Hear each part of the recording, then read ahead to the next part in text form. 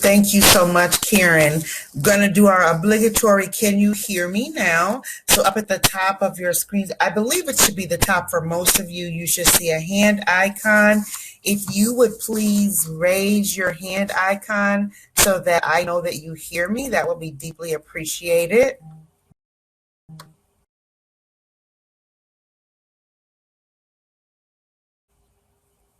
See lots of hands going up there.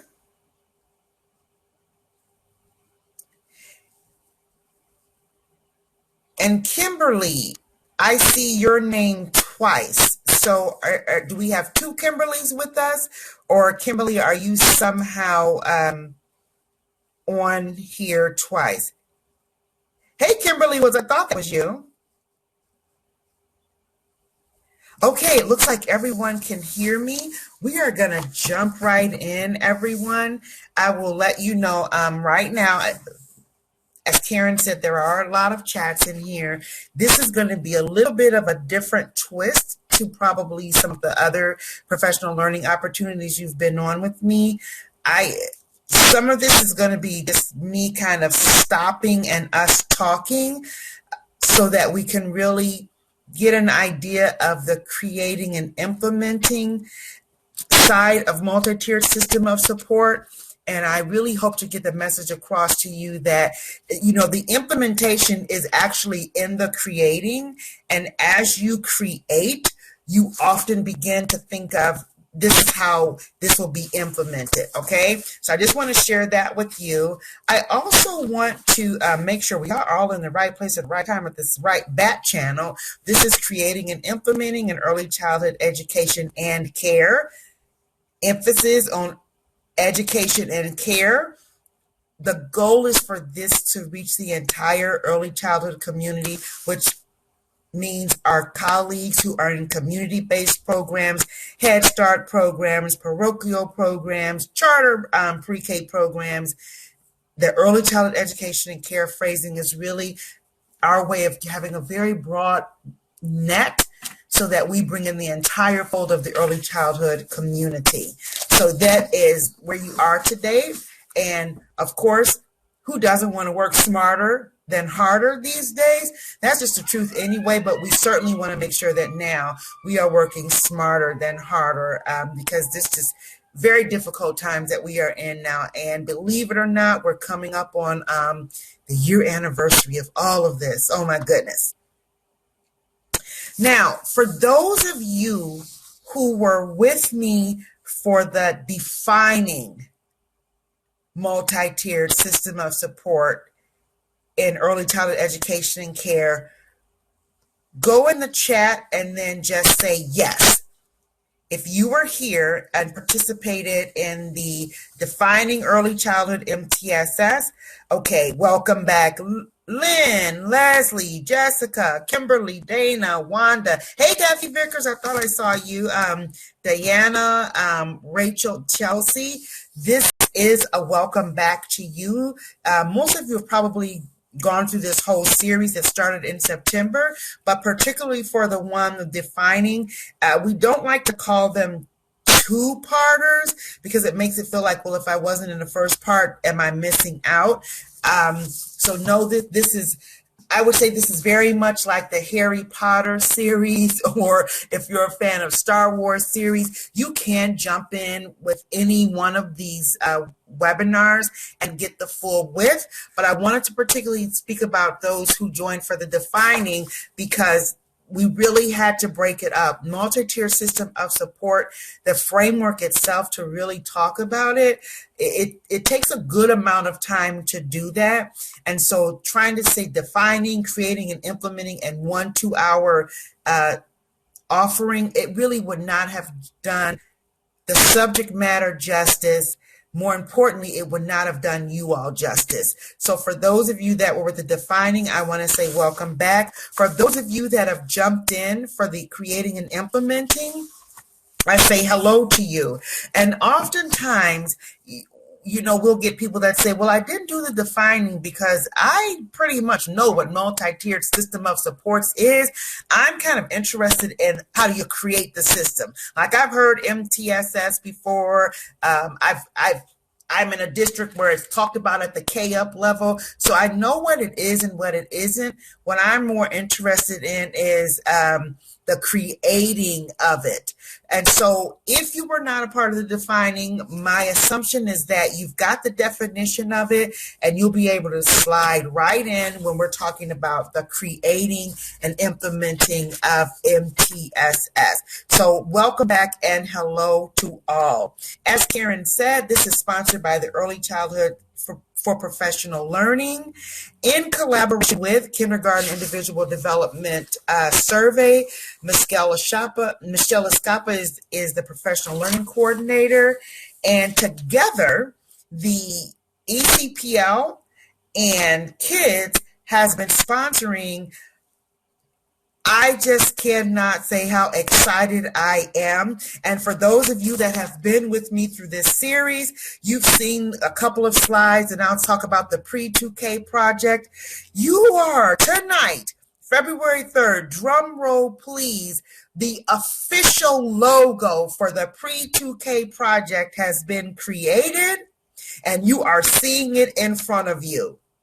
This professional development learning series is the brainchild of the Pre-2K project, which is a collaboration between Preschool for All, ECPL, and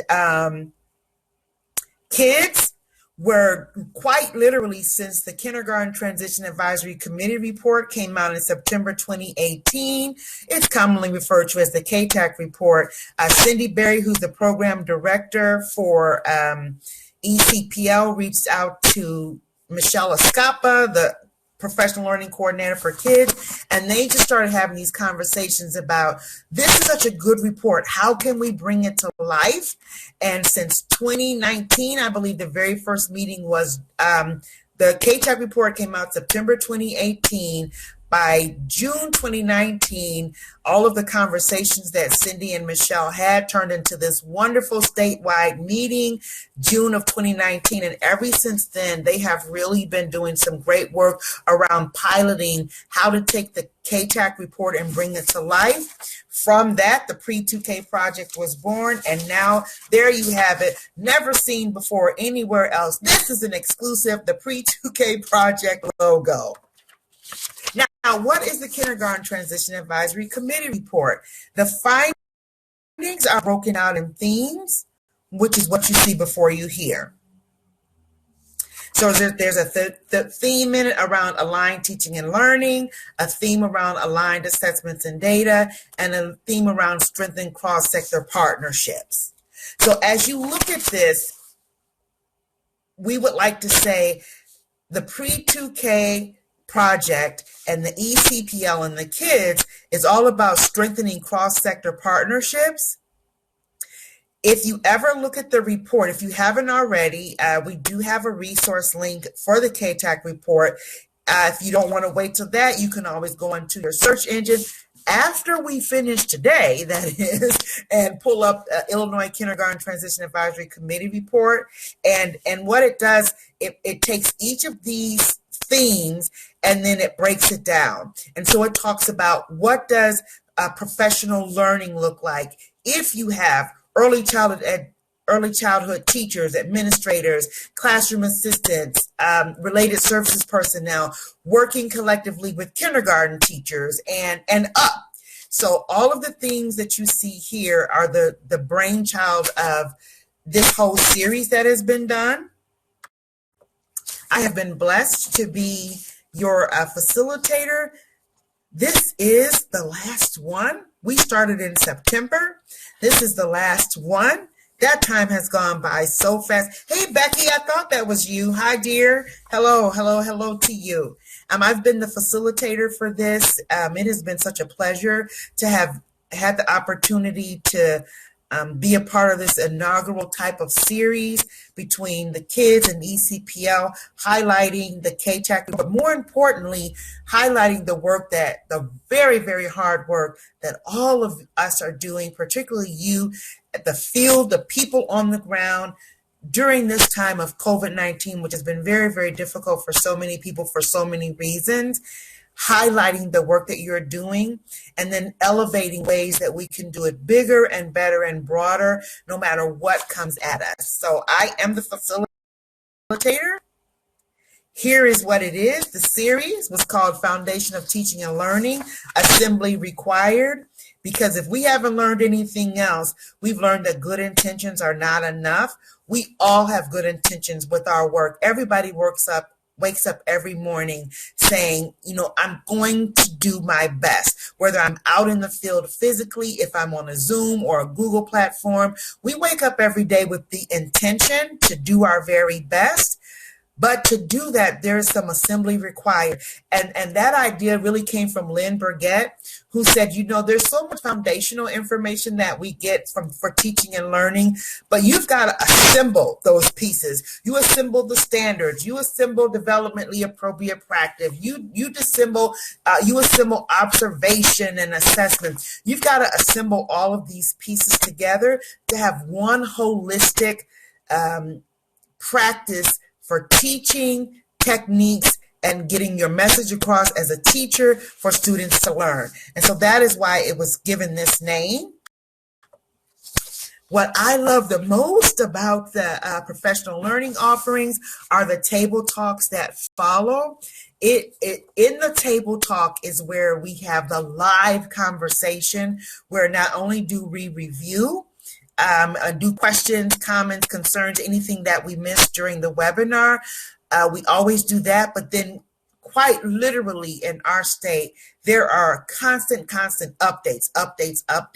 And so we have an opportunity to share what we call hot off the press or breaking news during those table talks. I will tell you that after today, you will get a link from Karen Abmanson. You must register for the table talk, and it is non-transferable. So in other words, I'm not available February 17th. Can I give it to my colleague? Absolutely not. We kind of have to put our foot down there. You really need to have attended the professional learning opportunity to join the table talk, because we really pick up right where we left off. So please be on the lookout for that link for Karen.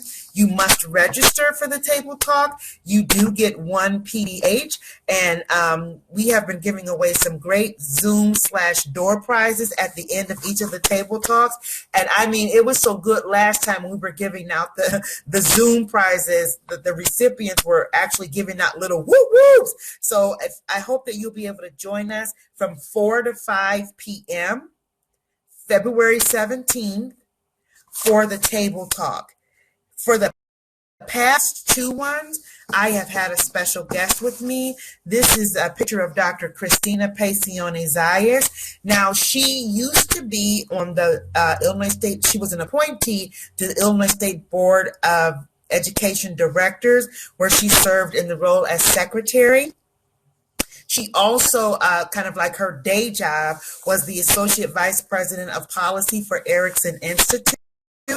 The Monday before Christmas, Christina, Dr. Pacione-Zayas, vacated her post with Erickson and was sworn in as a state senator, everyone. So she took the vacated seat of former Senator Iris Martinez, who moved into the role of, was elected to clerk of the Cook County Circuit Court.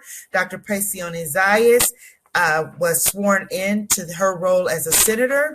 So she is now Senator, and I call her Senator Doctor, but Senator Pacione-Zayas, she represents the 20th District here in Illinois. She actually just completed her first lame duck session. She is continuing in a consultative role with Erickson Institute. And guess what? She is still joining us for our table talks. So immediately after she was sworn in, she sent me a text. We've had a couple of meetings since then to just discuss how I will be working with her in her role as a senator, and how I will continue to work with her in her consultative role at Erickson Institute on the behalf of the early childhood education and care through kindergarten community. So if your schedule will allow, Dr. Pacione-Zayas will be joining us. And this is really hot off the press. We also will be joined on February 17th by Sergio Hernandez. He is the Illinois State Board of Education's Director for Family Engagement, and he has rearranged his schedule to be able to join us on February 17th as well. And so he will have some very pertinent updates about family engagement and some things that he's doing through his office because of COVID-19, and just to help us be prepared not only for the moment that we're in now, but for the upcoming school year. So there you have it, February 17th. Join me with my special guest, Dr. Pacione Zayas and Sergio Hernandez, for a wonderful, breathy, authentic conversation from 4 to 5 o'clock. Okay, now if I haven't talked enough, let us move on. Today we show grace, and this is a safe space. So how do we show grace? That what you are seeing there, that is not a grammatical error. I chose that picture on purpose because that's my way of saying to you, we're giving ourselves a break. When you are in the chats, just jump on in. As educators, we're so used to crossing every I and dotting every T. Tonight, between now and 6 o'clock, guess what? Just get that information in the chat. There is no judgment here, so don't worry about I'm trying to type so fast. Am I spelling everything right? Don't even worry about it. Are we going to take a break? We will not. You'll get your time back at the end. We're going to go straight through. But if you need to take a break, feel free to get up, stretch your legs, go get some tea, go get some water. Karen Admonson will tell you I am not good when I don't have my tea right next to me. So I know what it's like to need to just get up and stretch your legs, go get some tea or coffee, hot chocolate, get a glass of water. If that's happens for you during this time, feel free to step away. Make sure you come back so that you can get your full PDHs for this. And also, you don't want to miss this great information. All right, everybody okay? All right, Melissa, I see. Hey, Melissa, there you are. Hi, Melissa Bellino. Now, I've said all of that where I put the cart before the horse. Hello, how are you doing today? In the chat, go ahead and let me know where you are currently practicing. Oh, I see. Okay, Karen has put this up. If you're with a district charter or private, go ahead and put that in the answer this little poll. If you say other, go ahead and put that in the chat. So you might say, gosh, we've had bus attendants on, we've had retirees on. So many people have joined us throughout this series. So that other is to make sure that we don't miss any voices. So if that is you, please feel free to go in the chat. And all of our private colleagues, so happy to see you. And if you would not mind, go ahead and put that in the chat if you're from a private facility. Jessica, were you with us before? I feel like I remember ISU Child Care Center Lab. Okay, I thought that was you. Yeah, because my daughter is an adjunct professor at Illinois State University. Oh, look at this, NIU Child Development and Family Center, PFAE Classroom, ROE 48. Oh my goodness, I was just talking about the importance of our state universities and our community college programs as it relates to connecting resources when it comes to early childhood education and care, not only because community colleges, most of our support personnel, paraprofessionals, classroom assistants, when they're getting their associate degrees, they are going through from high school to community college programs. But more importantly, because many of our state universities actually have child development centers. And here you are right here. NIU has one, ISU has one. Sarah and Jennifer, you are both from NIU, and a lot of work with NIU in the past over their focus on multi-tier system of support. So thank you so much for sharing that. Yeah, look at that. Woohoo! And I need to connect with all of you. So Sarah, Jennifer, Becky, and anyone else who is on here. And we are recording this, right, Karen? I see the little light on. I want to make sure I connect with you.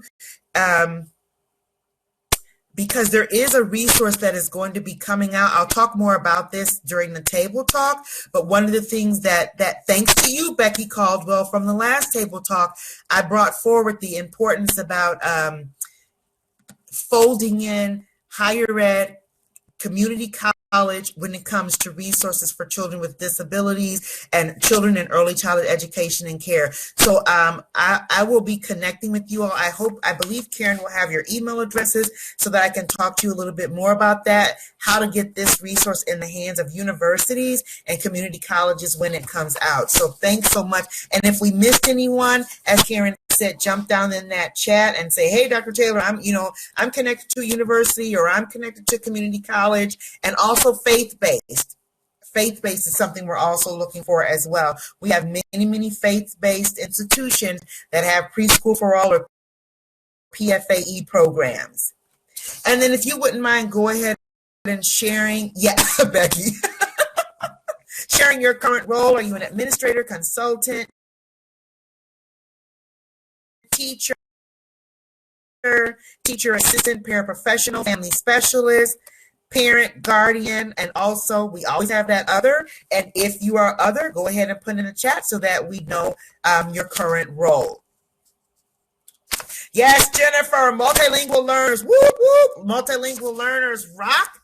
Irene, paraprofessionals, I am so very, okay, first of all, let me just stop right here. Shannon Myers, doctoral student. We are in the age of virtual and we cannot touch, but from a PhD, let me just tell you, I'm with you. I'm sending you all of my positive energy. It is not an easy task, but you are embarking on. So kudos to you and all the very best wishes. I want you to jump down in the little box that says, you can type a question for Dr. Taylor here. Shannon, let me know what you're studying and where you are in your studies. Social worker, yes. Hey, Dana. Oh, principals, yes, love it. Instructional leader, Miss Brandy. Irene Lewis representing our paraprofessionals. And you know what? This work, especially when you're talking about multi-tier system of supports, it cannot be done without all of us together. Everyone brings a piece of seeing what the puzzle looks like. And so I'm so pleased to have paraprofessionals represented. And then Holly, I'm not going to put you under the, throw you under the bus, but leadership is very important when it comes to multi-tier system of support. It is literally a top-down and bottom-up process, and leadership is the one that makes sure that the time needed to invest in creating and building and implementing an MTSS framework is there. So all my leaders, hard work, I know, but I'm going to just give you the charge to really be the ones to advocate for the resource of time to make this work. And of course, I have to say, whoop, whoop, special ed. Always give a shout out to our special ed colleagues who are joining. Okay, first things first, and those of you that have been with me before, always have to say this: nothing that is going to be shared with you today is meant to impede or superimpose itself upon anything that you see in front of you now. There's first for our federal laws, and throughout this pandemic, the previous administration under President Trump, they were continuing to tell state education agencies, consultants such as myself, legislators, the federal law of the land is exactly that. We are all bound by it. And there's a new administration in, and they have come out and said the same thing. Regardless of COVID-19 or any other civil unrest, the federal law of the land is just that and must be followed. The federal law has not been amended or changed to adapt to COVID-19. In addition, the State Board of Education is constantly giving updates and guidelines, as well as the governor's office. And of course, whatever he says as it relates to COVID-19 or executive orders from the governor's office, they take priority over all things. And then finally, as your district, your director, if you're in a community-based program, your collective bargaining unit for the 2021 academic year, always refer to those things first. when you're implementing any practice, regardless of what it is. And so now get ready to just jump in the chat. Our next few, you're either going to be doing a poll or you're going to be doing a chat. Just want you to think about, where are you? So just before you pull that over, Karen, I just want you guys to look at this. Yep, there it is. Where would you place your site or district on the MTSS implementation spectrum? And we do practice the Vegas principle here. What happens in Vegas stays in Vegas, right? What happens on the webinar stays on the webinar. So don't know enough to know what I don't know. We put that on there on purpose because that's a great place to start. Like if I don't know enough to know what I don't know, hey, that's where I'm starting, literally at square one. And that is an okay place to start. It really, truly is. So it's looking like about 30% of us don't know enough to know what I don't know. 33% are at that exploration stage. Ooh, look at this. Some of us are around initial implementation, full implementation, and a few of us are at that data analysis and interpretation. Now, why did you place your site, district, or program in that implementation category? And you can type that in. And you can easily say, oh, because we've done this around MTSS. If you were at the I don't know enough to know what I don't know, you can type in there, like, I would place our site or district here because XYZ. And as you see, that box is coming over. So no names are attached, so feel free to be candid, but you can type in your answer there.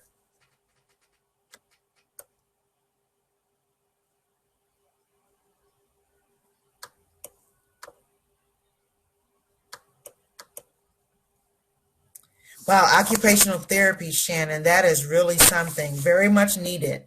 Very needed.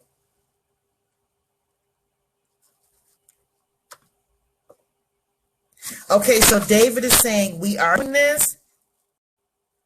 Becky, yep. There is talk, but it does not seem to sustain. And that is a very, very huge hump to get over when it comes to multi-tier system of support or really implementing any type of initiative. Some of you are saying you started the process. I'm new to the district and I'm still learning about MTSS.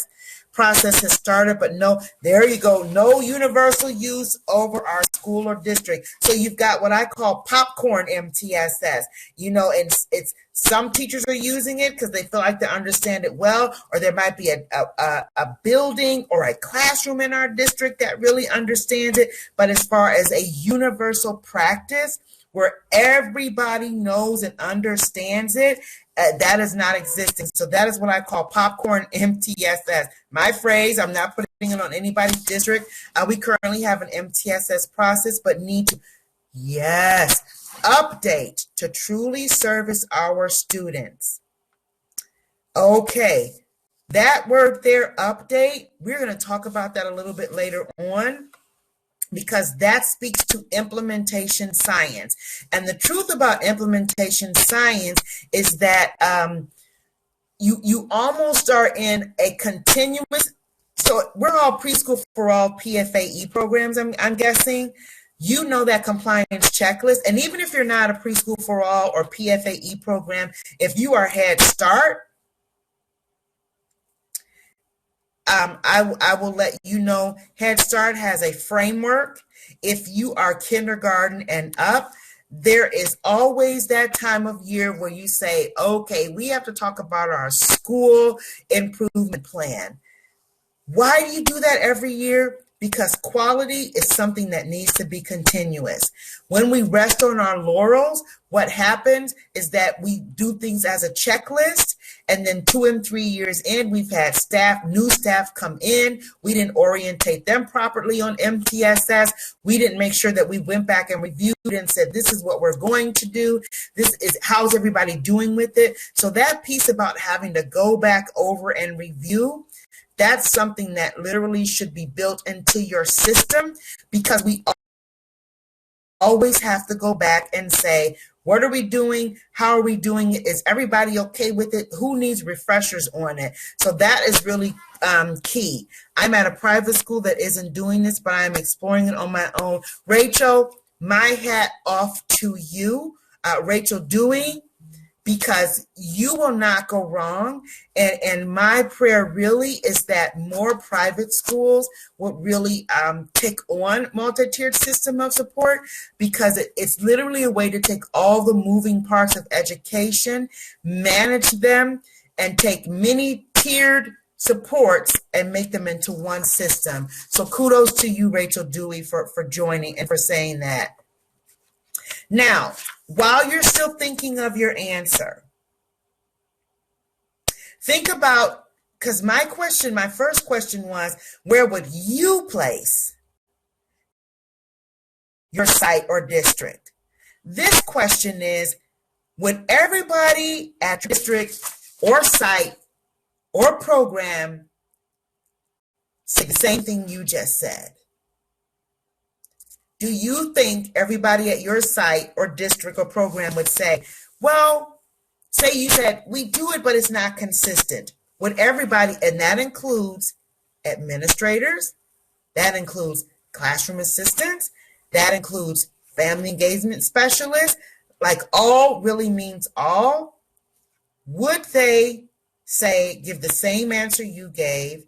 If yes, then say why. And if you think they would not, then share that as well.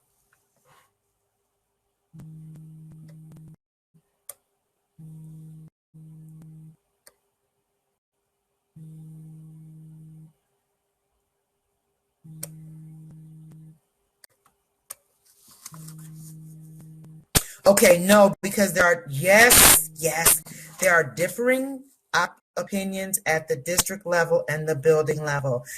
That right there, if we could just screenshot that and I could make a billboard, that's it. That's the whole thing. Well, isn't it RTI? Wait a minute. I heard it's PBIS. Wait a minute. No, it's the pyramid model, right? Are we doing the pyramid model? Or are we doing MTSS? Are we doing RTI or doing PBIS? Well, I'm doing PBIS, so that's MTSS to me. Or no, I'm doing the pyramid model. So that's MTSS to me. The difference of opinions leads to misunderstanding and miscommunication, and that really is a barrier to fully being able to create and implement a good MTSS system. No, because where was that? My men talks about administering it, but there is no follow through. And MTSS quite literally has to be built, and it has to be uploaded up front. All of the hard work comes in creating, defining, and creating the system. When we talk about it, but we don't invest in the creating and defining, that's where you don't find the movement. That's where you find the administrators are talking about it, but we're not really seeing any movement on it, because quite frankly, what happens is that administrators sometimes struggle with finding and protecting the time to go through the process to define and create and then implement multi-tiered system of support. And so for all my administrators who are with me tonight, just keep that in mind. we feel like we want to move, move, move, move, move. And if we're not moving, then we're not doing anything. And what that often means is sometimes either we talk about it to the point where we're so overwhelmed that we don't move on it, or that we feel like, well, if we're just sitting here, we're not doing anything. So let's go and do something. And then it ends up not quite being exactly what we want it to be. What that does is it stresses teachers out. And then they begin to say, see, I know multi-tier system of support. It doesn't work because we tried it in our district and then nothing came of it. And it just ended up being a lot of work and nothing happened from it. And we're going to talk about it a little bit later on. So for all of my administrators, please, we're going to talk about implementation science. It is a slow building process. But remember, step by step, precept upon precept is not to be belittled and is not to be ignored. Everything starts with a step. Everything starts with a building block. So as you do that, you are moving and you are helping your staff and you are helping your students and your families. But in the end, as you go step by step, block by block, so to speak, you end up with a very nicely created framework that meets the needs of your specific and unique district or program. If it's in a private school, you meet the specific needs there. You do it in a way that is developmentally appropriate. You incorporate evidence-based practice. And more importantly, you begin to realize, oh, I don't have to choose between the pyramid model and MTSS. I don't have to choose between kids, the kindergarten individual development survey. I don't have to choose between understanding Eckers 3 and MTSS. It quite literally is the way to bring the common thread with all of these things so that we're doing what? Working smarter and not harder. Really nice answers. Thank you so much. I'm really looking forward to getting this chat from Karen. Now that you've answered that for me, I want to just go through the definition of those terms.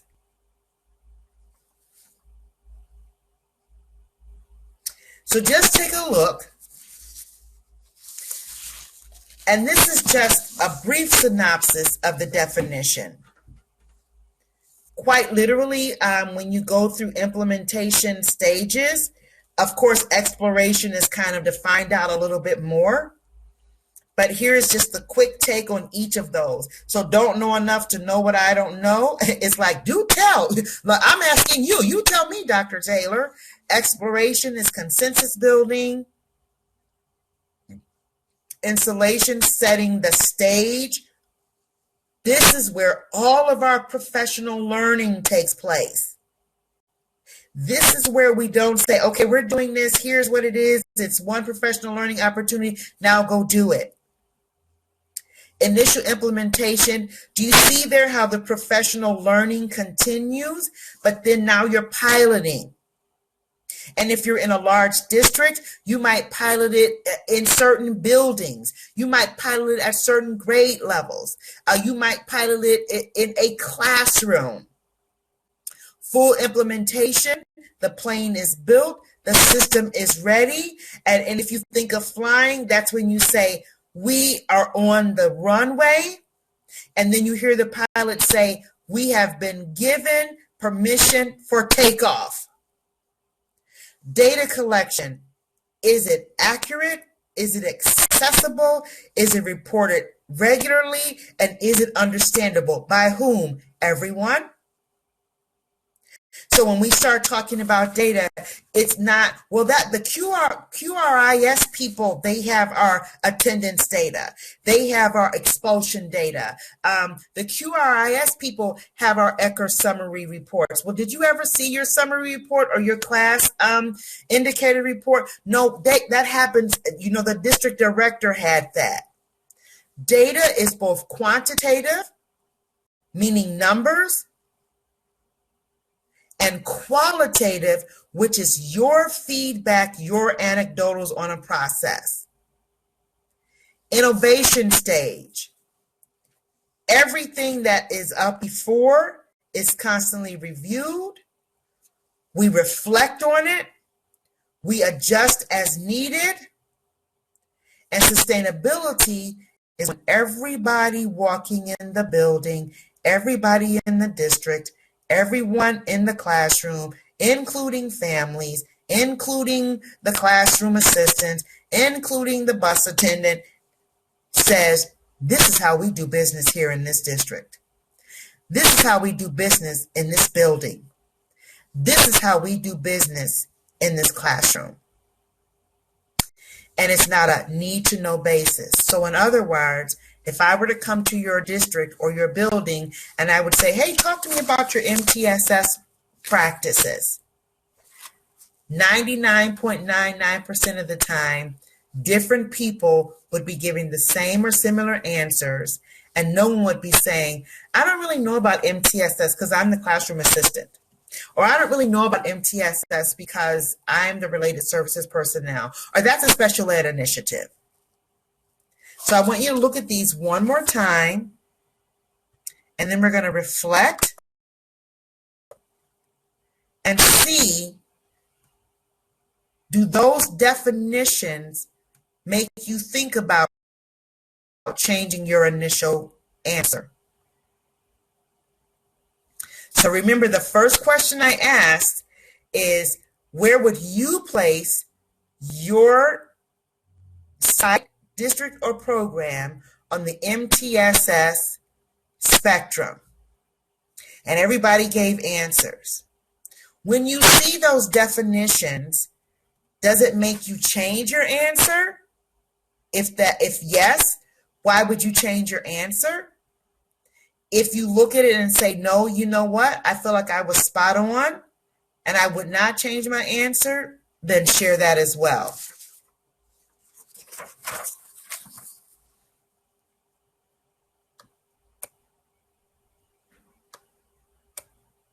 And just a reminder, if you do need to take a break, take a step away, feel free to do that.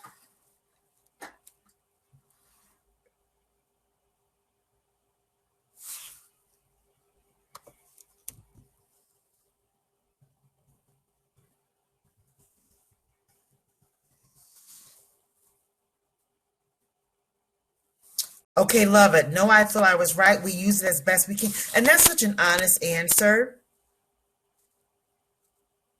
Yes, I would say as whole, we would be on the don't know enough to know. Yes, and see, that's huge because as a whole. So now you're thinking, across everyone that should know this, I'd say we probably are more on the I don't know enough to know. I love that. Keep reading here. I would still place us on installation, have only had PD on the possibility of MTSS. We are working toward piloting. And you know what? The person who was saying that, that is smart. Now is the time to explore and pilot. If you have not fully implemented MTSS, it is okay to press pause, because right now, because of COVID-19, trying to do a new initiative in a building is going to be difficult, because quite literally educators are letting us know loud and clear, I don't even know what I'm supposed to be looking at between the ages and the stages and the phases and the vaccine and the going in the building. And we were going to start back in January. Now we're not going to start back in March. It is a lot for people to try to take on. And so fully trying to introduce this now, yes, press pause. Thinking about it, doing your exploration, because the exploration is quite literally where you're saying, what do we have at our disposal? What are our resources? Time is a resource. What is our talent? Who here could be on a multi-tiered system of support team to help build what this is going to look like? Where might we want to pilot this? How do we start looking at our data to determine where we would want to start? You can certainly do that now to explore and build consensus, but moving it forward, it's definitely okay to pause. No, We are still working on what it would look like in our building. All really good answers. And I love the shifts that occurred, as well as those that you said, no, I think that I'm in the right place here. And so now, why in the world do we even need to talk about MTSS? Because of this.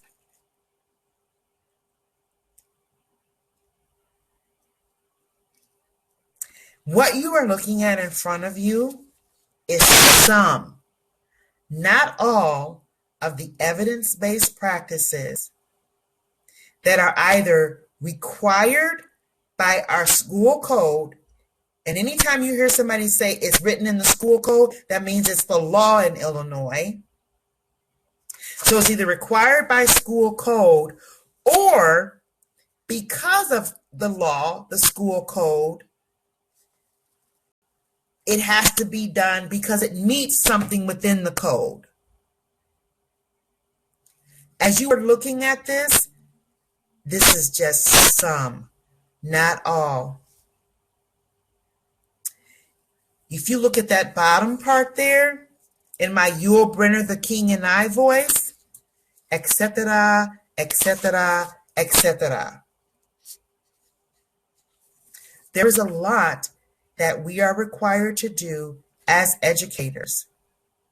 So for everyone who winter break was over and you had your first day and you finished your first day and you said, I can't believe I'm tired. We just got off winter break. You're not imagining it. You're tired. The problem with evidence-based practices, well, let me go back to this. Evidence-based practices are defined in every Student Succeeds Act. Now, in No Child Left Behind, evidence-based practices were alluded to under evidence-based, scientific-based research. But in the Every Student Succeeds Act, the authors of that law, federal law, were very specific about taking out scientifically based research and putting in evidence-based, because there was a problem trying to define, well, what does scientifically based research mean? So it was replaced with evidence-based. And then given the reason to say, when you do evidence-based, it looks like this. You have practices that can be implemented that are proven to be effective in doing what? Both leading and sustaining student outcomes and improving student achievement. And if you sustain student outcomes and student achievement, you also are sustaining teachers' outcomes and teacher achievement when it comes to things like teacher evaluations, whether you're in most districts across the state use a frame, either the Danielson or something like the Danielson. In Chicago Public Schools, they use REACH. But then ESSA took it a little bit further and actually defined evidence-based practice. So remember that first slide, first things first. If it's in the law, we do it. So in ESSA, it is defined. And it is defined for every state education agency, which for us is the Illinois State Board of Education, but also defined for what it must look like on a local level. So that's wherever your district, your site, or your program is. And then they broke it down into the spectrum of definitions. And what you are seeing in front of you here is what that spectrum looks like.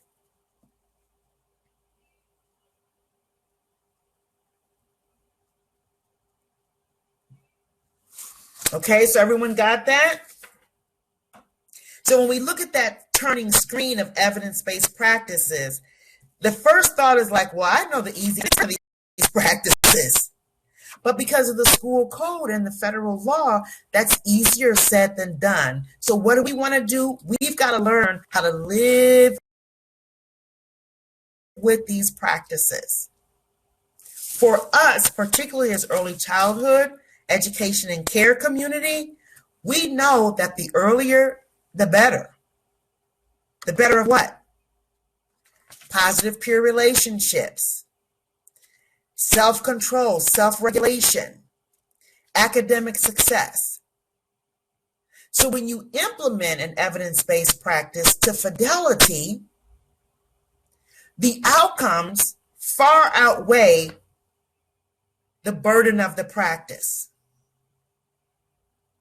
How do we get to fidelity? That's where that professional development comes in.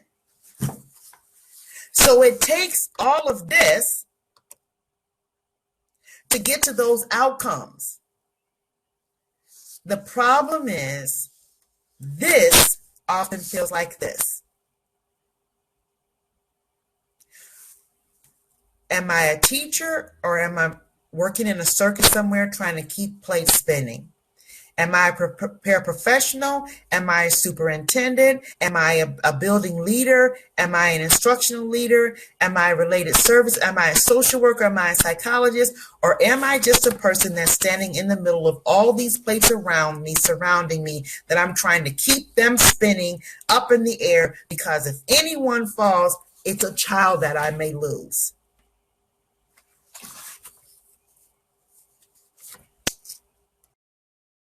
The problem is that we are trying to implement evidence-based practices separately, and that's not sustainable. So I'm going to focus on the pyramid model.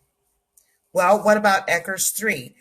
What about the standards, Illinois Early Learning and Development Standards? The Illinois Early Learning and Development Standards and the new Illinois Learning Standards for kindergarten specifically talk about social and emotional development, competency, and learning. What about those standards? What about your curriculum?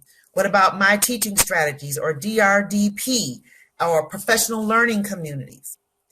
When we solely focus on one thing, a plate drops. When we solely focus on one thing, we don't have a portfolio of evidence-based practices that we are implementing. So the creation is thinking about the evidence-based practices and how I'm going to make a comprehensive approach to all of it. How do I drive my car and make sure that I change the oil? I put gas in the car. I have to get a tune-up. I've got to check the tires. My car made a funny sound. I need to get my transmission, tune up. It's one system of tiered supports and evidence-based practices, but it's got to be comprehensive, and that's where the building is in. This is the only slide that I pull over from the defining to the creating, because this is what we're talking about. What is needed in your system? It's got to be prevention focused. It is informed by data. What data? Building level data, classroom data, district data. And it's continuous improvement and the continuum of support for all learners. I would add into that all educators as well. Because multi-tier system of support, as you create, you're not just thinking about students, and administrators who are on with me tonight, instructional leaders. You are thinking about teachers as well. What foundationally, what universally? One of you put in the chat, we've got some things happening, but we don't have any universal practices. What universally needs to happen for all of the teachers and all of the classroom support personnel that comes in this building to be successful? What will we do universally for every educator? What will we do universally for every student, including multilingual learners, including students with disabilities, including students who are gifted and talented, meet the criteria for gifted and talented? What will we do? How will we build? And that's this. Foundationally, This is my favorite picture that I found because it shows just how much it takes to build or to create. If you look on the left side, you see that this structure, not only is it wide, but it goes deep. You kind of see that the borders around and those pillars going down. Here is where you spend the majority of your time when it comes to creating multi-tiered system of supports. You are quite literally thinking of everything that's going to go in the foundation of what you want to implement, and you put it there. And we're going to come back to this a little bit. But this means we can't do this.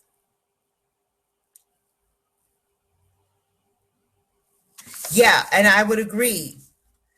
Becky, implementation to fidelity, then when there's not a unified system is tough, a united system is tough. And that's why I have to really congratulate and thank ECPL and kids for constantly having this conversation, because there's friction and tension between, well, what are we doing? Are we doing pyramid, or are we doing PBIS, or are we doing APB, or are we doing MTSS, or are we doing RTI?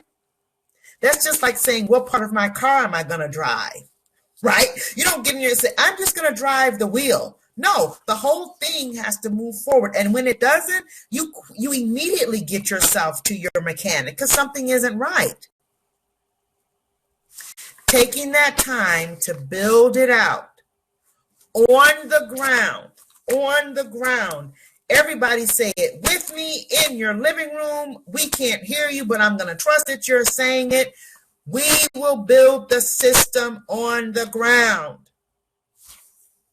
How many of us would be comfortable going to the airport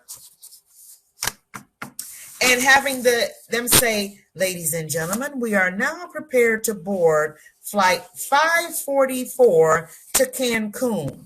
As you look out the window, you will notice that the left wing of this aircraft is not completed. Don't worry about it, ladies and gentlemen. We're going to finish the left wing of this aircraft once we take off and get in the air. How many of you would still get on that plane?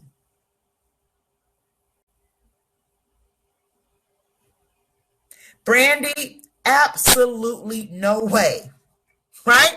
And since right now a lot of us truly are grounded and we can't fly, let's just take a house, right? Here we are at the signing off on our home, or you're going to, I'm going to be renting a new apartment, and the person says, now, you'll notice that the toilets aren't in and there's no roof, but what we'd like you to do is go ahead and sign the lease and move in, and we're going to build the roof and get the bathroom finished once you move in. No. Build it on the ground, finish it on the ground, and then invite me in. Does building it on the ground mean I'm not serving my students? No, you are working. You're working on having a well-crafted machine. In that process, that's exploration and building consensus, right? The consensus is, what do we want this to look like, sound like, feel like when we're finished? What will it take for us to get there? As you're doing that, you're looking at your data. You're looking at your curriculum. You're looking at, you know what? How are we really doing with implementing creative curriculum? I got a tear-filled, actually, quite literally, phone call this Monday from someone. They had just had a horrible day Friday and was actually thinking like, you know what, that's it for me, I'm out. And this person is a student and was so distraught in her practicum that she actually went to the university and said, I am out, like changed my placement, something. Had a real tough day. And so I received a phone call to, hey, Dr. Taylor, can you just help us figure out what's going on? Why is the student feeling this way? So I called and talked to the student, and her whole thing was around, I just feel so lost trying to implement this curriculum. And I don't feel like I'm really getting anywhere or making a difference with my students. So I quite literally Friday said, what's the use? What does she need? Does she need to quit? No, she needs professional development. And I asked her, well, have you ever had any professional development around the curriculum you've been asked to use? No, I started here in September of 2020, and I was told this is the curriculum that we use, and then I was put in the classroom. So when you build the system, those are all the things you're looking at. Does everybody have the tools they need to do the work we're asking them to do? If it's no, then universally we're going to do something. If it's new staff, maybe we partner that staff with a mentor. Just because you're building the plane on the ground, it does not mean that you're not doing it, and it does not mean that you are not doing great work for your students. It does mean that you're doing this. You're understanding that from exploration to full implementation is 2 to 4 years.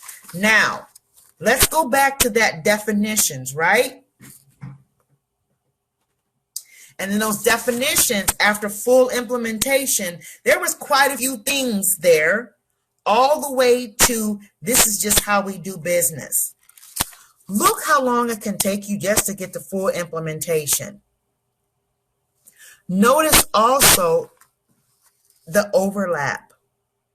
So you could quite literally be in one phase of exploration and be in another phase of installation, and then you would have overlap. Let's see, 2 to 4 years when students are in person. How has remote learning change affected that timeline? That's a good question, Jennifer, and I would say it has not affected that timeline, because remember I said you can press pause? When you press pause, what you're doing is polishing. When you press pause, that's when you say, you know what, we're going to be within this exploration/installation phase, and because we are remote and we don't have our teachers in our building, we know professional learning is going to look different. We know that on our most districts or programs have PD days, and so especially now with COVID-19, a lot of our PD days are on those refreshers, especially if you have children in the building, making sure that the kids are wearing their masks, our messaging to parents. Remember, foundationally, that's really evidence-based practices, going over and thinking about, let's review what we said we were going to do. How's everybody doing it? Who needs support in doing it? So this stage of implementation science will not necessarily change because of COVID-19. You might stay in a phase a little bit longer, but that is okay. That is completely okay. And that is a really good question. Thank you for asking that. So I just want you all to look at that one more time.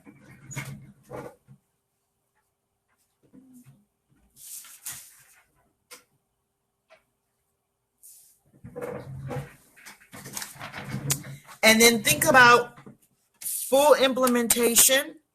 After that comes data collection, which is accurate, accessible, reported regularly, understandable, data analysis and interpretation, innovation, sustainability. My whole point in showing this to you is don't rush the process, because you'll get frustrated, your team will get frustrated, your staff will get frustrated, and then you'll be saying, it doesn't work. MTSS, we tried it, but it didn't work. Look at the system that you're trying to build. At that exploring stage, there's a lot of identifying happening. What are we trying to develop? What do we want to implement? You're making a selection, examining. All of this is part of your foundation.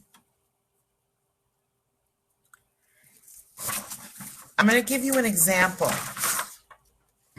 Say you get your Eckers 3 summary reports, or if you're in Illinois, if you're in Chicago, your class. And Head Start has largely adopted class as well. And so say your Eckers 3 summary report says your math indicators are low.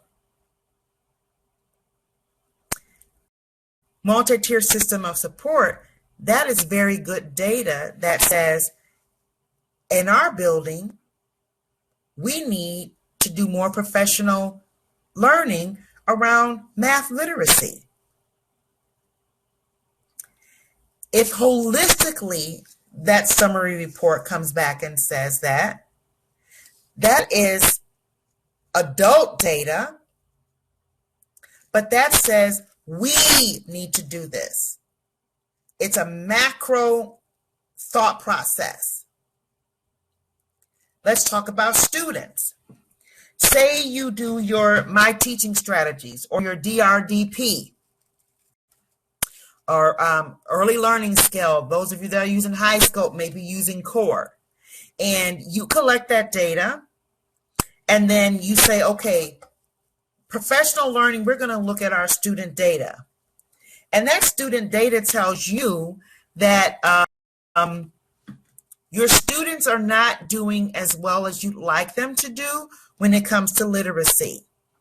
You might say, for us, systemically or foundationally, we're going to put a focus on what we want to do to have tiered supports when it comes to literacy. If you look at referrals regarding student behavior and across your entire building, classroom management and behavior management seems to be an issue, then you're going to say, what we're going to focus our tiered supports around is going to be classroom management, how we're going to support our teachers and our classroom assistants, our support personnel, and then what we're going to look at those social emotional development and learning standards. We're going to see what behavior, what knowledge, what skill our students are missing. We are going to implement to support this the pyramid model. We're going to jump on that National Center for Pyramid Model Interventions website and get all those free resources. We're going to train on them. And then in 2 weeks or 3 weeks or whatever you set out, you're going to say, then we're going to go back and look at our data and see what impact we're making. So the first thing you've got to do is identify, where do we want to start? You want to do yourself a favor and not say, well, let's just start with everything everywhere all the time because Dr. Taylor said it's holistic. Yes, that's true. But when you build a house, you don't build all rooms at the same time. You start with a brick. You start with digging in the ground. You start with, hey, can we have the gas people come out here and make sure we know where all the gas lines are? Where are the electric lines? We don't want to drill in the wrong place. So that identifying when you're talking about creating is really key.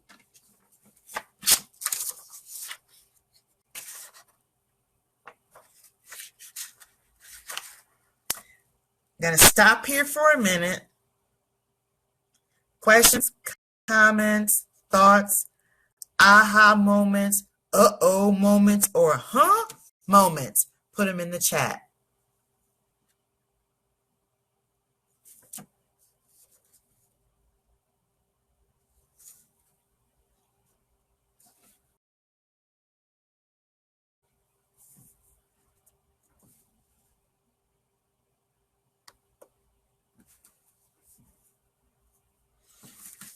And I see quite a few of you are typing.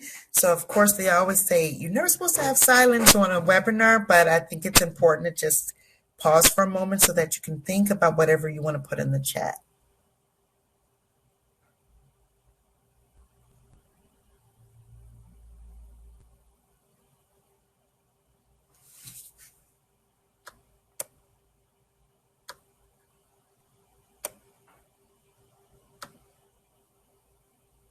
Did I see David on here?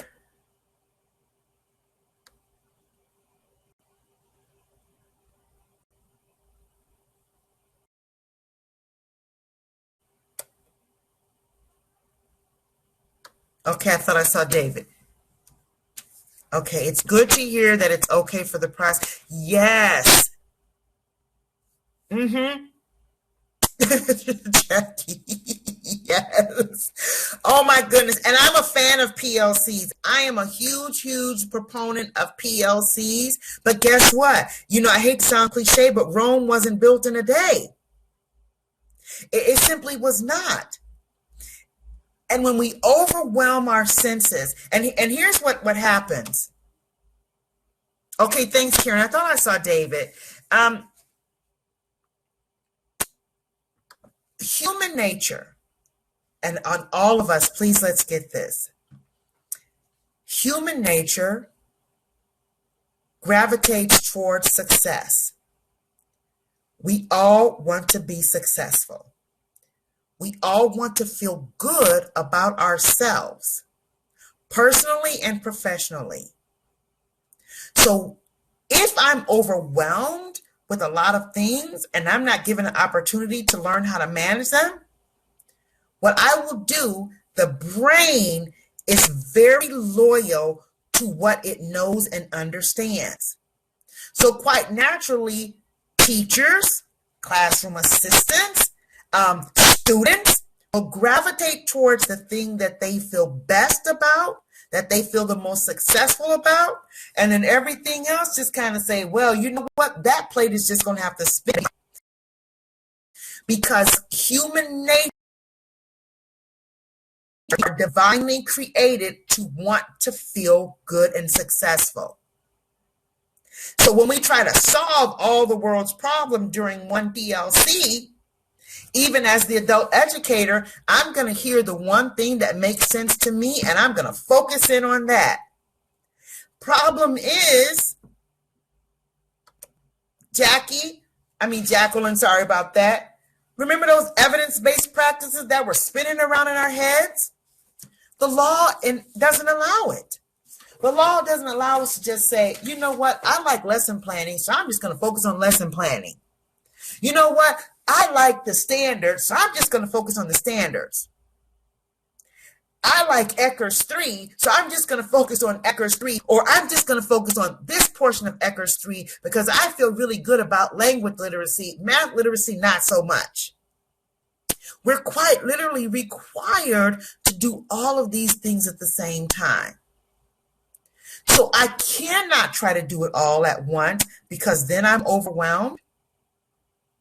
And then I just say it didn't work. I don't like PLCs. We come to these meetings, it's just too much. And Brandy, thank you for being candid. And again, I'll just say to protect the privacy of all of our colleagues, what happens in Vegas stays in Vegas. But Brandy, I will tell you, the rush to move is real evident in many districts. Because what do we got to do? We got to do something, right? Well, don't we have to do this because we can't identify children as having a disability. We can't do the referral and evaluation process. So we got to have a process in place, right? We got to have something for MTSS. And see, I'm talking fast like this because it's like Speedy Gonzalez, right? Or the Tasmanian devil. That's what it feels like. And then it's like, okay, building folks, figure it out. Because we have to have this process in place when you want to do referral and evaluation, because we're moving too fast and we're trying to launch a plane off that's not ready to fly. Jessica, taking the time to focus. What is the major problem? And the thing about focusing, Jessica, is when you identify barriers or problems, you also have the wonderful opportunity to identify strengths. How many times do we finish a day or a week and you feel like you haven't had the moment to say, well, what went well? For goodness sake, what happened that was good today? And this is why the real shift from response to intervention to multi-tiered system of supports was so key as we move from No Child Left Behind to Every Student Succeeds Act, because response to intervention, it by default, people became very focused on problem. Okay, there's a problem, we got to intervene. We need an intervention because we got a problem here. That we didn't look at successes. And quite often, sometimes the best way to fix a problem is to look at where there is no problem. So the identify is not just about problem. It's also about where are the successes too. Dana, the 2 to 4 year system time frame it's great. I'm so happy to hear that. It's helpful to hear. Yep, fix. I love that one. Less is more at times. And you are exactly right, Dana. We quite literally are trying, and it's like pulling teeth or pulling a stubborn donkey along. For MTSS, we're really trying to move out of the language of even talking about it as tiers, because talking about it as tiers, T-I-E-R, has led to a lot of tears, T-E-A-R, right? So you get that, he's a tier 1 kid. This is a tier two student. It's foundationally. So we really want to talk about this using the framework universal evidence-based practices. And then from those universal, and universal literally means universe, all means all, everybody gets it. We've got documentation to show every student, every adult gets it. And then from those universal practices, and actually, Dana, you are now my co-facilitator, because this is a great segue into evidence-based supports and interventions. People often ask me, well, Dr. Taylor, what is an intervention? How do I know it's evidence-based? I will simply say to them, tell me about your curriculum. Oh, we use creative curriculum. We use high scope. Okay. Tell me about the standards. Oh, yeah, we have to use the Illinois Early Learning and Development Standards. Great. What teacher evaluation tool do they use in your district? Oh, we use the Danielson. Great. What assessment do you use? My teaching strategies. Great. And then I say to them, what you just said to me, that's your instruction, that's your tool, that is quite literally the intervention. Your instruction, your techniques, your strategies, your differentiation, your understanding your assessment, your ongoing professional learning, that's the universal part. From universal grows targeted. From targeted grows intensive, individualized support. It all quite literally starts with the seeds you plant, the foundation that you build at that universal process. Thanks, Kimberly. It all starts with that. I want to encourage everyone that has joined with me tonight. You are the most valuable asset that every student and every family has. When you walk in that building, when you turn on your laptop, when you put in those headphones to go on your Google Meet or your Zoom, you are the intervention. So when you instruct children, when you understand your curriculum and you implement it to fidelity, when you look at that assessment and it moves beyond, oh my gosh, we're going to have a monitoring this year. Got to make sure that teaching strategies gold is in there because they're going to pull the files. We're going to make sure it's in there. When you look at that data and say, wow, I can use this data to form my small groups. Kindergarten individual. Let me real quick ask, if you are here with me today and you are kindergarten up,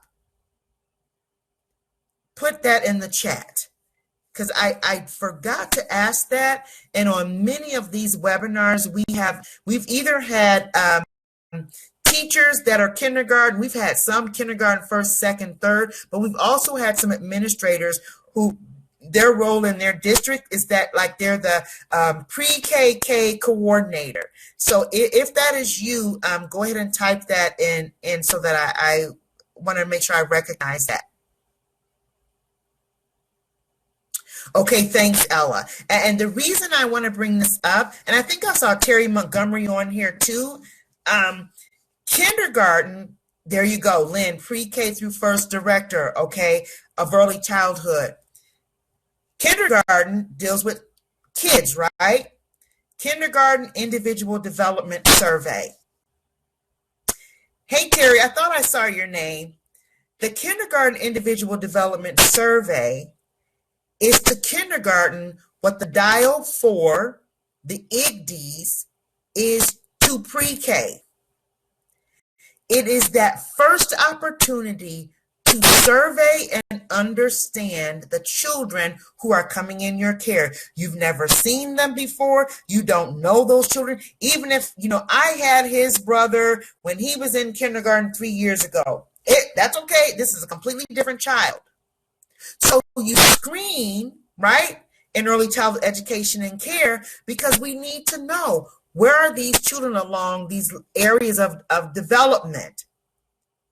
Are we screening because the compliance checklist says that we have to? No, we're screening because I want to know something about this child so that I can have an initial baseline of where to start my instruction, my supports, what professional learning do we need in this building based off of the children we are receiving.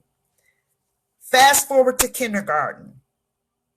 The Kindergarten Individual Development Survey, what does it do? It surveys the children coming into a kindergarten classroom. And the teacher then gets this immediate feedback that allows me to say, wow, as I look at this data, and it's not an assessment, like IGDs isn't an assessment, Dial 4 isn't an assessment, it's not high stakes, it's not, you don't hear any preschool teachers saying, it's not my fault that this child's domain of development when it comes to literacy is low. It's not an assessment. You literally look at that screening and say, okay, now I've got my starting point. I know how to create at least my first 5 weeks of teaching and learning experiences for these children. Kindergarten Individual Development Survey, it is the same thing. So what's my intervention? My intervention is I'm going to look at that kid's survey. I'm going to look at that immediate feedback across those 14 measures. And I'm going to say, look at this. I have these many students who are here when it comes to this particular area. That's a small group. I have these particular, students that are here. Wow, look at this. I have some students that are a little bit above the curve, so to speak, developmentally. For these students, I know I'm going to push them a little bit more there. The intervention is not something that you do to children. We don't say we're doing MTSS. It's instruction. It's your curriculum. It's your assessment. It's your professional learning. It's your PLCs informed by what? Data. Well, Lynn, a lot of districts do kindergarten screening simply because, you want to double layer it. It's just like asking, why do so many districts do extra assessments and stuff for children in early childhood education and care? The work is layered.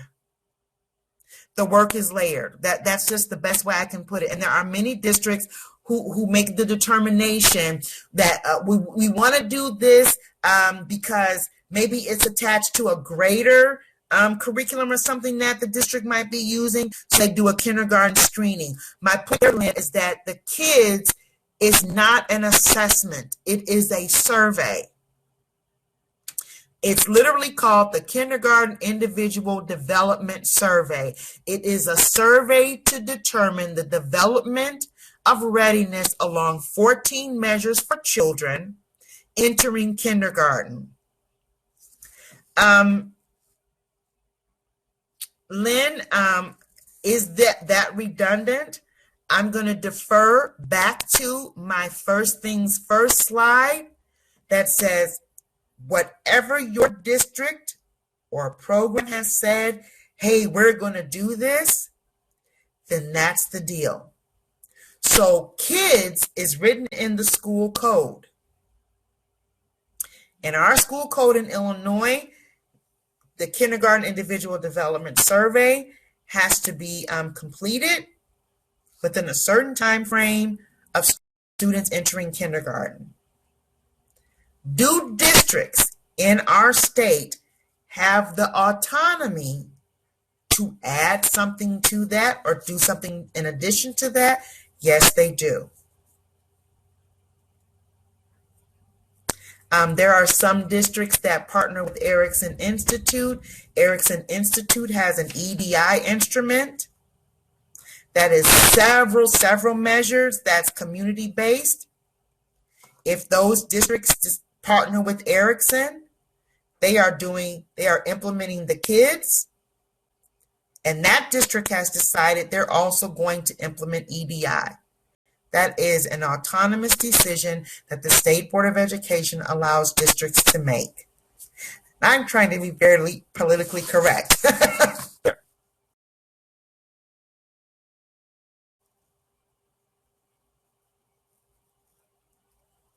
Yep, Brandy, absolutely. So because of your school code, right, and because of your compliance checklist, you must use an evidence-based, authentic assessment for students. I cannot tell you how many districts and programs are like, Dr. Taylor, please help us, because our district is saying, in addition to doing Teaching Strategies Gold or DRDP, we also have to do this too. We live in a state, I'll just say this before I move on, we live in a state where school boards and districts value autonomy. And so ISB guidelines will quite often say, here is the guideline, as long as you are doing this, whatever you layer with it, it is okay. I would also say that's why it is so important to create that multi-tiered system of support, because you're doing kids. You've got a kindergarten screener. You've got Dial 4. You've got Teaching Strategies Gold or DRDP. And then you've got Ames Web, and you've got all these, in the NAE. It's a lot. If you do not foundationally build in where are all these pieces going to go, if you do not foundationally create a system that says, here is the common thread between ECHRS 3 and student-teacher relationships, and the Illinois Early Learning Development Standards, and the creative curriculum, and pyramid model is huge on building relationships. If you do not take the time to look at the common thread for these things and quite literally be able to say, when we do this one thing, we meet all of these other criteria and indicators of practices, That's where the ball begins to drop, and that's where teachers get frustrated. This, what you're seeing here, quite literally, you explore with the end in mind. So if the end in mind is we need one holistic system for all of these tiered supports and evidence-based practices, it's okay to know what the plane is going to look like when you finish, as long as you don't jump to the finished plane without building it. So you have the end in mind of what the plane is going to look like, but you know the work starts here at the blueprint. You know the work starts at that exploration phase. Or it might start at that, hey, is there anybody in here that knows enough to know what we don't know?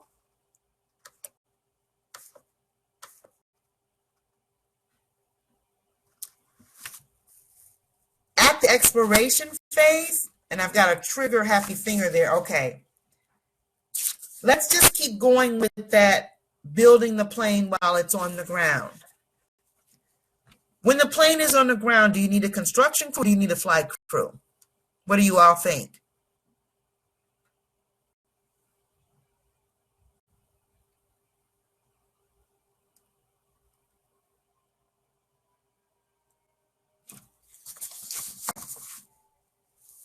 Ooh, Becky said both.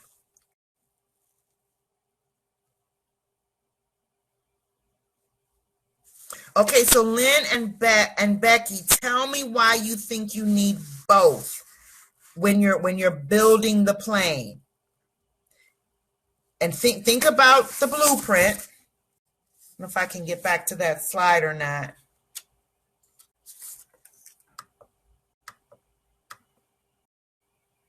When you're here, what would the flight crew be doing? There you go, Lynn. Yep. Now, Becky, to your point, and I love that. Just because the flight crew isn't here where you're building doesn't mean that they're not somewhere being taught. You're going to be the flight crew for Boeing, I don't know, 747. Here's everything you need to know about that plane. So the flight crew might be somewhere learning about the plane so that they know what to do once it's up in the air, but the construction crew is someplace in a hangar somewhere building it. So that goes back to my point of, well, then what is everybody else doing? If you're not a part of the exploration team and the building consensus, what is everybody else doing? Teaching, implementing the assessment, having professional learning around the pyramid model or the standards. How many of us have actually done professional learning around the Illinois Early Learning and Development Standards since they came out and were fully published 2014? Yet you've had new teachers come in. You've had teachers that graduated from college and come into your system. Did we talk to them about the Illinois Early Learning and Development Standards? Did we orientate them around them? Or did we just assume that they'll get it somewhere along the way? And why didn't they do that in higher ed? That's higher ed's position. The flight crew could be somewhere learning about the plane so that they know what to do once it takes flight while the construction crew is building it.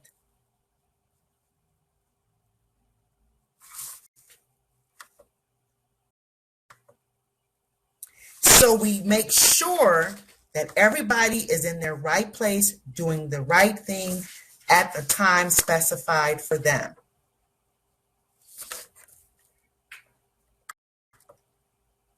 You've got your cycle in place,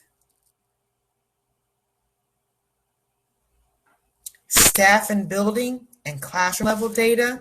That's where I give you that example around, you look at your ECRS 3 or your class. You look at If you are implementing the pyramid model, you look at your teapot, and it's good to triangulate data whenever you can.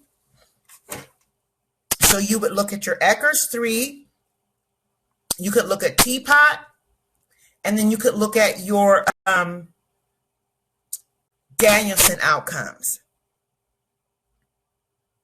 That's that building level. So as we look at our teapots and outcome and our Eckers 3 and our Danielson, what do we know about our building? Because if it's a macro problem, you've got to deal with it across the building or across the district. And the thing about multi-tiered system of support is it quite literally is implemented at the micro level. That means teachers are instructing and giving assessments and implementing. Building principals, site directors are working. But as you go along and you look at what your data is telling you, you identify, is this particularly one classroom? Or is this something that holistically, hey, we're seeing that we actually have a problem with all of our 3-year-old students? Hey, we're seeing, and for those of you that are at the K up level, I'm realizing that this is a problem with kindergarten and first grade when it comes to literacy or math literacy. Anything that's a broad problem, you address it universally. If it's a teacher or a student or a group of students, you take those same universal practices, but you implement a targeted support system for those few teachers or those few students. And then every once in a while you have a teacher. Teachers are not expendable. Nobody wants to be expendable, but that data is really saying, you know what, this particular teacher, maybe a PLC is not going to do anything for them. They might need a mentor, a teacher mentor, or this particular student, just might need a little bit more individualized support. So during, if you're face-to-face, during choice time, I've got my data that shows that this student might be struggling when it comes to some area around math literacy. During choice time, I'm going to do some one-on-one, just authentic interactions with this child. In my mind specifically, I'm going in to kind of examine math a little bit more, or social emotional when it comes to sharing or being able to identify needs. I'm going to do that as a kind of one-on-one during choice time. That is actually instruction that comes out in the way of supporting teachers or students. Notice in your cycle, you're identifying problems and successes. We want to generalize. We want to replicate successes. We want to mitigate barriers, but we want to generalize and replicate successes.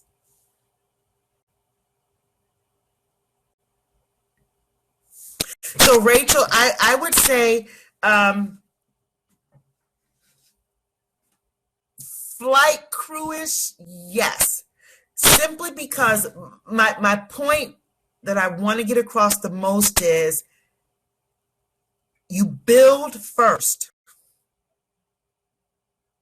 When you build, you're the construction crew.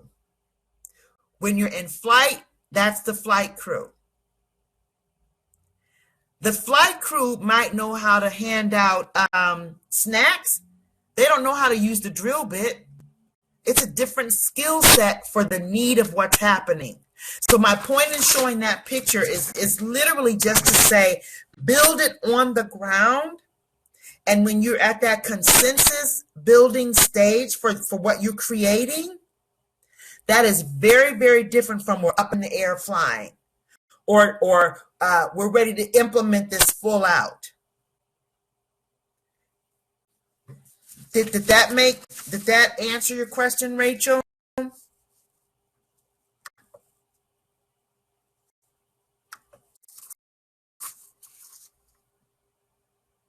Thank you. Okay, I just wanted to make sure.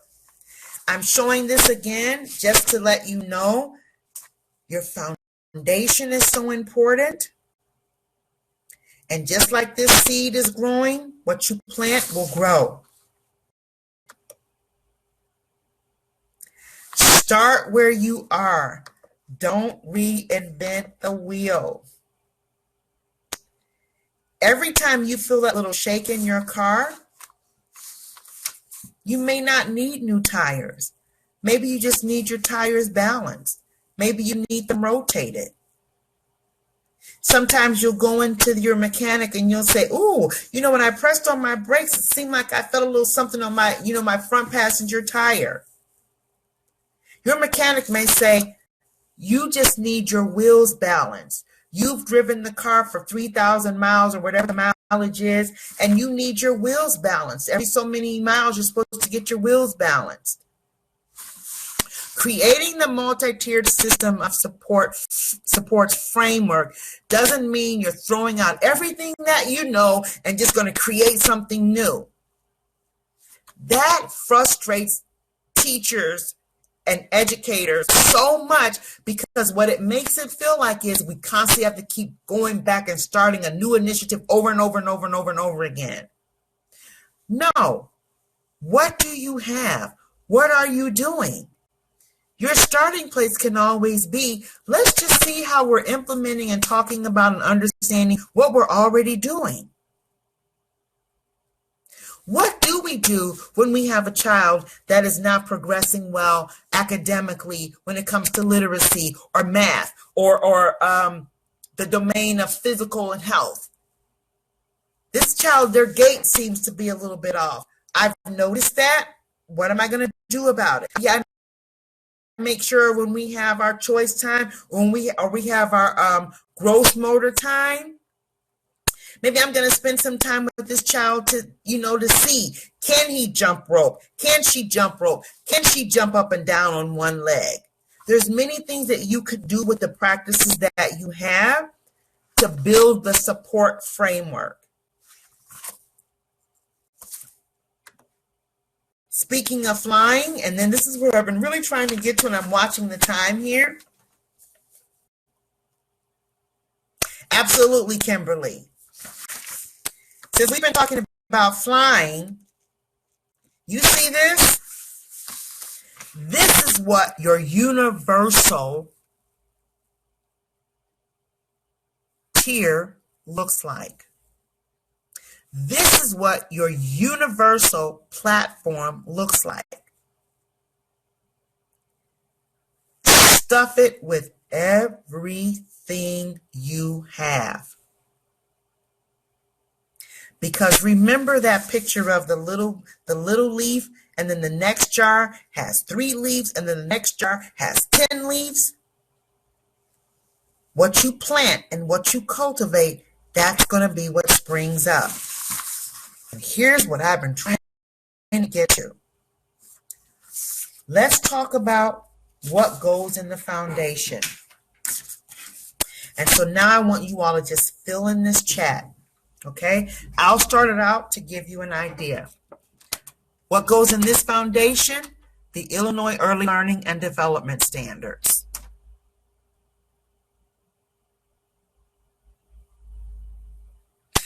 Wonderful, Becky. Eckers 3 goes where? In the foundation. Yes, and Becky, yes. If you are implementing the pyramid model, the entire pyramid model goes in the foundation. Why? We don't want to wait until children are exhibiting challenging behavior to be talking about, oh my gosh, we need a system in place. So the pyramid model goes in the foundation, the entire pyramid model, because what am I going to be doing? That's where my professional learning comes in. Oh, look at you guys. Okay, creative curriculum. Absolutely, Jen. That goes in the foundation. Or the curriculum you use. Thank you, Melissa. That's a good correction for me. The curriculum that you use. Megan Harley, yes. And thank you, Megan, for you guys keep typing, but I'm going to talk about what Megan said a little bit. Everyone is not using the pyramid model. Many districts have adopted Calm Classroom. Some have are using Second Step. Some are using Conscious Discipline. So where do they go? In your foundation. Chelsea, yes, your CQUIP. That's my continuous quality improvement plan. That goes in the foundation because that's our go-to, right? We said we were going to be doing this. We said this is how we were going to do it. We've got to make sure that everybody knows. And for all of you that are saying professional development, yes, yes, yes. As soon as this is all over, we're going to get together and have pizza and tea or something or popcorn, go to the movies, because professional learning has got to be ongoing. Becky, if you have a PFA coach, if you have a PSS coach, coaching goes where? In the foundation. Reflective supervision, hello Megan, yes it does, goes in the foundation. Wanda, my screening, whatever my screener is, it goes in the foundation. And because this is the pre-2K project, am I just going to solely think about Dial 4? No, I'm collaborating with my K colleagues. So they're talking about the kindergarten individual development survey. I'm talking about the Dial 4. Where does cross collaboration go in here? This is the pre-2K project, right? This series is a brainchild of the pre-2K project. So what's happened? The kindergarten up kids has already had this professional learning, and exactly what you all are doing now, they did it from that K up side. But if we're talking about, remember those themes? One was aligned teaching and learning, one is aligned assessment, and what was one of them? Cross-sector partnerships. So where does aligned teaching and learning come from? Pre-K to K, talking to each other. Before we get to that point about, oh my gosh, it's time, the children are getting ready to age out. They're going to go to Miss Jones' kindergarten class. I need to talk to Miss Jones. No, that should be something that's ongoing all along. So aligned, I'm going to say it again, 3 times the churn. Aligned professional development, aligned conversations goes in the foundation. Becky, hello. Parent engagement, family engagement. Does that not need to go in the foundation? Mental health consults, behavior consults goes in the foundation. Do you all see now why we say you're moving? Just because you might stay in that exploration stage for a bit, it doesn't mean we're not doing anything. We're not really doing MTSS. Look what all it takes to build into a foundation. And as you have your conscious discipline, as you have your reflective supervision, as you have lesson planning, doesn't lesson planning go on the foundation? As you do those things and you determine how it looks in your building, how it looks at your site, how it looks at your district, that's quite literally the creation of your system of tiered supports, your system of evidence-based practices, your system of, oh my gosh, they just had the lame duck session. And this is the honest to God truth. They just had the lame duck session the first week in January.